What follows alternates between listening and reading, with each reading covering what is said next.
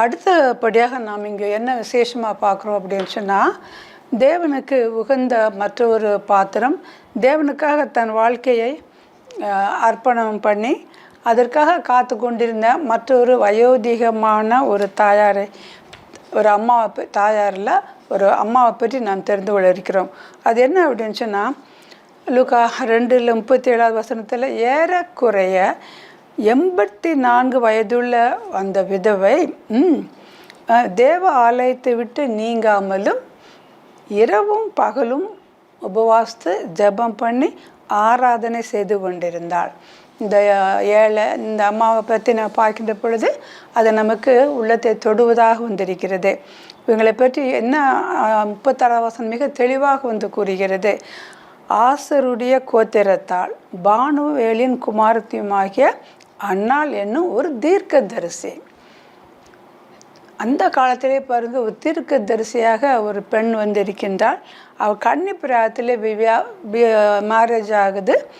7 வருஷம் புருஷனோடு வாழ்ந்தவளும் அதிக வயது சென்றவளுமாக இருந்தாள். அது எப்படி ஒரு வேதனையான ஒரு காரியம், கணவனை இழந்து தவிப்பது என்பது ஒரு வேதனையான ஒரு காரியம். இன்னும் சின்ன வயதிலே பாருங்கள், 7 வருஷம்தான் கணவரோடு இருந்திருக்கிறாள்.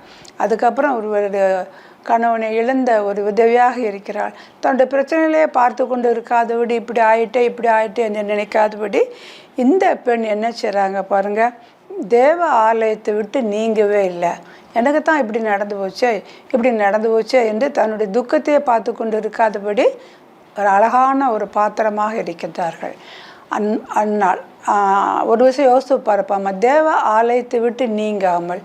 எத்தனை பேர் பிரச்சனை மத்தியில் உடனே நம்ம பண்ணுற ஒரு வேண்டாத ஒரு காரியம் என்ன அப்படின்னு சொன்னால், ஜெபம் பண்ண வேண்டாம், பைபிள் வாசிக்க வேண்டாம், இதெல்லாம் செஞ்சு என்னத்தை கண்டோம் அப்படின்னு நம்முடைய வாழ்க்கையில் ஏற்படுகின்ற கொடூரமான ஏதாவது ஒரு பிரச்சனையை கண்டு மனம் வேதனைப்பட்டு ஒதுக்கி விடுகிறோம். ஆனாலும் இளம் வயதிலே ஒரு விதவையான 7 வருஷம்தான் கணவரோடு இருந்திருக்கிறாள். அதுக்கப்புறம் ஆனால் தெரிந்து கொண்ட அந்த ஆப்ஷன் பாருங்கள், தேவ ஆலயத்தை விட்டு நீங்காமல் இருக்கிறாங்க. என்ன பண்ணுறா அந்த அம்மா, இரவும் பகலும் உபவாசித்து ஜெபம் பண்ணி ஆராதனை செய்து கொண்டிருந்தாள். அன்பானவர்களே, இந்த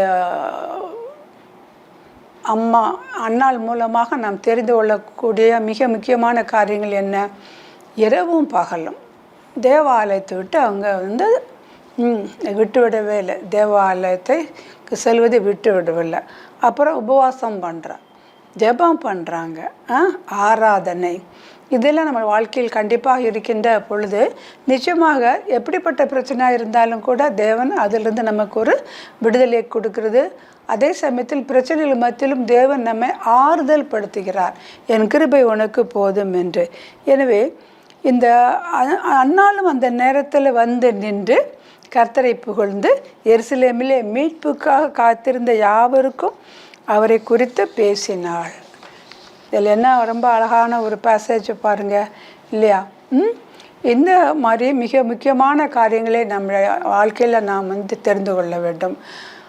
அன்பானவர்களே, பொதுவாக மனிதர்களாகிய நாம் என்ன பண்ணுறோம், ஏதாவது ஒரு பிரச்சனை வந்துட்டோன்னா உடனே ஸ்டாப் பண்ணுறது.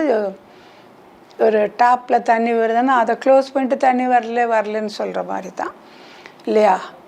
தொட்டியில் தண்ணி இருக்குது. அது மாதிரி எப்பொழுதுமே ஆண்டவருடைய கிருபை, வல்லமை, மகிமை, இரக்கம் நம் மீது ஊற்றப்பட்டு கொண்டே இருக்கிறது. ஆனால் அதுக்கு ஏதாவது ஒரு சோர்ஸ் வேணும் இல்லையா? அதான் நம்ம க்ளோஸ் பண்ணிட்டோன்னா ஒன்றும் பண்ணவே முடியாது. எனவே இந்த நாளிலும் கூட நமக்கு ஏற்படுகிற துன்பங்கள், துயரங்கள், வேதனைகள், கண்ணீர் நிறைந்த பள்ளத்தாக்கு, தாங்க முடியாத துக்கம் எதுவாக இருந்தாலும் கூட அநேகர் உடனே ஆலயத்தை ஸ்டாப் பண்ணுறாங்க. சர்ச்சுக்கு போகிறத, ஜெபம் பண்ணுறது, உபவாசம் பண்ணுறது, ஆராதனை பண்ணுறது எல்லாம். அப்படிப்பட்ட மக்களாக நம்ம இருக்கின்ற பட்சத்தில் நாம் அதெல்லாம் விட்டு நாம் தேவனை நோக்கி பார்ப்போமா? பரலோபிதாவே தேவரீர், எங்களை மன்னிங்க சுவாமி, எங்களுக்கு பிரச்சனைகளுக்கு உடனே காரணம் நீங்கள் தான் அப்படின்னு நினச்சிட்டு உண்மை விட்டு நாங்கள் விலகிடுறோம். அப்போ அது பிசாசு எங்களுக்கு கொண்டு வருகிற ஒரு காரியம். அப்படியா இருக்காதபடியப்பா, என்ன வந்தாலும் உண்மை நம்புவேன், நீர் எங்களை காண்கிறீர், எங்களை விசாரிக்கிறீர் என்ற அந்த நம்பிக்கையோடு நாங்கள் எந்தெந்தும் உம்முடைய பிள்ளையாக வாழ எங்களை அர்ப்பணம் பண்ணுகிறோம். ஆமீன், ஆமீன்.